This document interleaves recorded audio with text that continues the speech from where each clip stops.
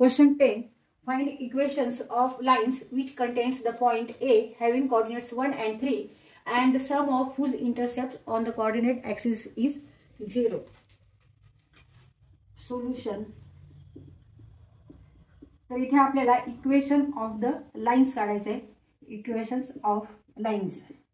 ज्या लाईनवर ए हा पॉइंट आहे आणि ज्याचे कोऑर्डिनेट्स आहे 1 and 3 and the sum of whose intercepts on the coordinate axis is 0. म्हणजे त्या रेषेचे जिथे कोऑर्डिनेट ॲक्सिसला इंटरसेक्ट होतो त्यांची जर आपण बेरीज केली एक्स इंटरसेप्ट आणि वाय इंटरसेप्टची तर ती 0 येते. And x intercept plus y intercept equal to 0 असं जेव्हा आहे त्या रेषेचं आपल्याला इक्वेशन काढायचं आहे. तर इथे आपल्याला काय काय दिलेले आहे तर एका बिंदूचे आपल्याला कोऑर्डिनेट्स दिलेले आहे आणि एक्स इंटरसेप्ट आणि वाय इंटरसेप्टची बेरीज ही आपल्याला 0 दिलेली आहे. तर आपल्याला हा फॉर्म्युला माहिती आहे x upon A plus y upon B equal to -1. तर हा फॉर्म्युला आहे इंटरसेप्ट फॉर्म. इंटरसेप्ट फॉर्म मधला हा फॉर्म्युला आहे. तर इथे आपल्याला ए आणि बी यांची जर बेरीज केली तर इक्वल टू 0 येते. हे याच्यावरून आपल्याला कळाले. म्हणजे A plus B equal to 0. Therefore A equal to minus B असं एक इक्वेशन आपल्याला मिळेल. आता ह्या रेषेवरून ह्या पॉईंटवरून ही रेषा जाते. म्हणजे इथे समजा आपण एक्स इक्वल टू 1 घेतलं आणि वाय इक्वल टू 3 घेतलं आणि ह्या इक्वेशनमध्ये ठेवलं तर 1 upon A plus 3 upon B equal to 1. म्हणजेच काय येणार आहे B plus 3a equal to A B. Now put here A equal to minus B from equation 1. 1 जे आपण इक्वेशन लिहिलेले त्याच्यातलं A equal to minus B याच्यामध्ये आपण ठेवू. मग B plus 3 into minus B equal to minus B into B means b minus 3b equal to minus b square. Therefore minus 2b equal to minus b square म्हणजेच b square minus 2b equal to 0. तिथे आपण हे equation solve करू. b square minus 2b equal to 0. Therefore b in bracket b minus 2 equal to 0. तर इथे b च्या आपल्याला दोन व्हॅल्यू मिळाले b equal to 0 और b minus 2 equal to 0 means b equal to 2. तर b equal to 0 and b equal to 2 ह्या दोन व्हॅल्यू आपल्याला b च्या मिळालेल्या आहेत. त्यावरून आपण a च्या व्हॅल्यू काढू शकतो. Because a equal to minus b.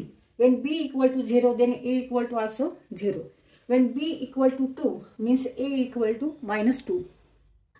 b equal to 0 then now we know that a equal to minus b. When b equal to 0 then a equal to also 0 and when b equal to 2 then a equal to minus 2.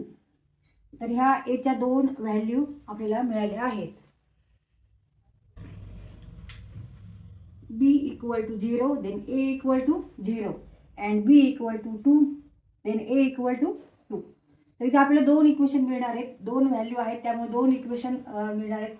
रेषेचे दोन equation मिळणार आहे. when a equal to 0 and b equal to 0 means line passing through origin and then equation of that line is y is equal to mx where m is here slope.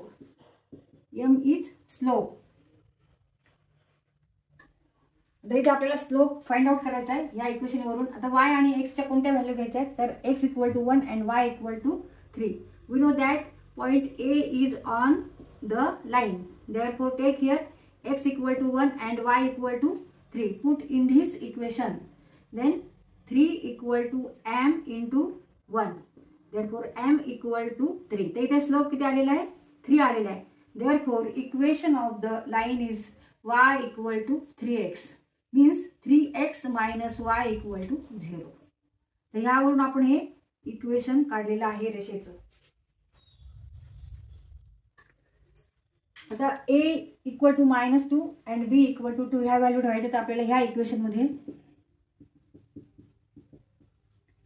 x upon -2 plus 2 upon y upon 2 y upon 2 equal to 1 means minus x plus y equal to 2